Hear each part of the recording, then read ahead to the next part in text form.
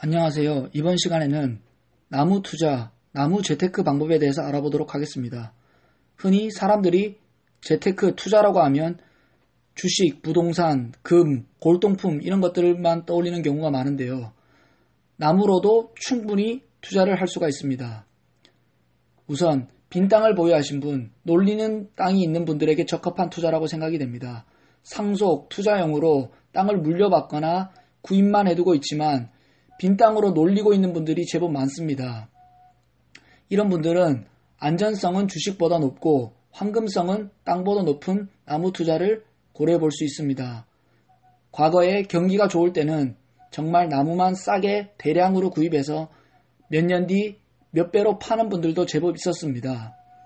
하지만 나무 투자도 무작정 아무렇게나 해서는 안 되고 몇 가지 주의사항이 있는데요. 그 주의사항과 노하우에 대해서 알아보도록 하겠습니다. 나무 투자 시 첫 번째 주의사항, 최소 3년에서 5년 정도는 보고 투자를 해야 합니다. 나무가 하루 이틀 만에 주식 급등하듯이 자라는 것이 아니기 때문에 최소 3년에서 5년 정도는 보고 투자를 해야 합니다. 집안에 어린 자녀가 있다면 주말 농장을 관리하는 것처럼 추억도 만들고 투자를 하는 것이 방법이라고 생각이 됩니다. 나무 투자 시 두 번째 주의사항, 지속적인 관리. 나무를 심어둔다고만 나무가 자라는 것이 아닙니다. 나무도 정기적으로 제초 작업도 해야 하고 물, 거름 등도 제공을 해주어야 합니다. 나무 투자에도 어느 정도 노력은 동반이 되어야 하기 때문에 직장인이 매우 바쁘신 분이거나 나는 농작물 관리에 영 소질이 없다고 하시는 분들은 피하시는 것이 좋습니다.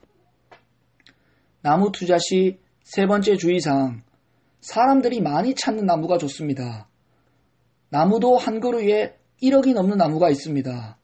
하지만 비싸고 희귀하다고 무조건 좋은 나무는 아닌데요.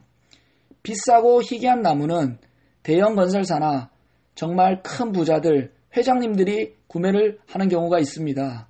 하지만 반대로 그만큼 환금성이 낮습니다. 그래서 나무를 투자를 고려하시는 분들은 사람들이 많이 찾는 나무가 좋습니다. 즉 시장에서 잘 팔리는 나무가 좋다는 것입니다. 주로 조경 현장 등에서 많이 사용되는 나무가 그렇습니다.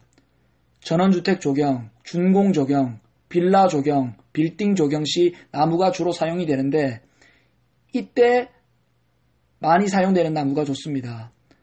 나무도 유행을 타는 경향이 있어 꼭 집어 이 나무가 무조건 좋다고 말하기는 힘들지만 대체로 사람들이 많이 찾는 나무란 예를 들면 단풍나무, 이팝나무, 반송 이런 나무가 참고로 조경에서 많이 사용이 되고 있습니다. 나무 투자 시 주의사항 네 번째, 나무가 죽거나 병이 들 수도 있습니다. 나무도 질병이 걸리거나 자연재해로 나무가 고사할 수가 있는데요. 이런 경우는 투자 손실이 발생할 수도 있으니 주의를 하셔야 합니다.